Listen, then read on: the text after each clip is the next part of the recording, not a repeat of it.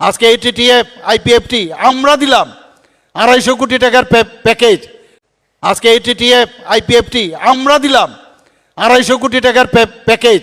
সেখানেও এসে ভাগিদারি যাই অ্যাজ আমি করেছি। এইসব চালাকি ধরা পড়ে গেছে, মানুষ বুঝে গেছে।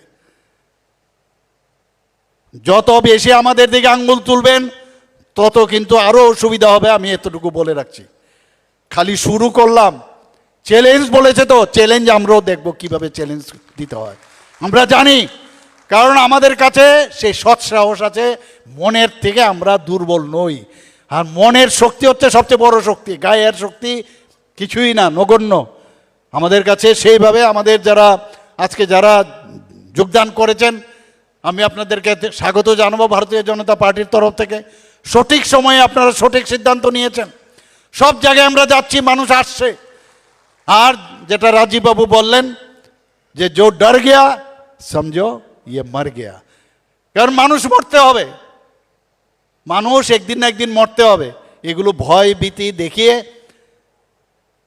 মানুষকে ভয় দেখিয়ে একদিকে এইভাবে রাজনীতি, যে কোনো রাজনীতি, একটা পার্টি আপনারা দেখবেন তার একটা ফিলোসফি থাকে।